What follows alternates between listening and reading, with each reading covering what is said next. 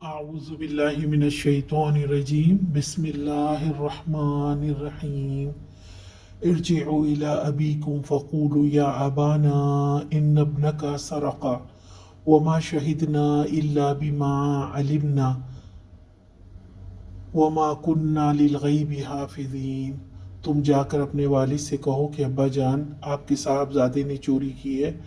ہم نے اسے چوری کرتے ہوئے نہیں دیکھا، جو کچھ ہمیں معلوم ہوا ہے بس وہی ہم بیان کر رہے ہیں، اور غیب کی نگہبانی تو ہم نہیں کر سکتے تھے۔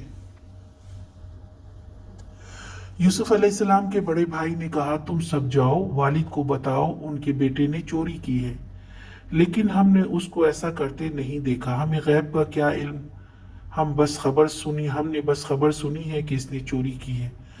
اس کی حقیقت کیا ہمیں نہیں معلوم۔ یعنی بڑا بھائی وہاں سے جانا نہیں چاہتا تھا، مگر صورتحال سے باپ کو آگاہ کرنے کے لیے باقی بھائیوں کو آمادہ کرتا ہے تاکہ والد کو اس واقعے کی خبر مل جائے۔ آج کا سوال، بڑے بھائی نے باقی بھائیوں کو کیا مشورہ دیا؟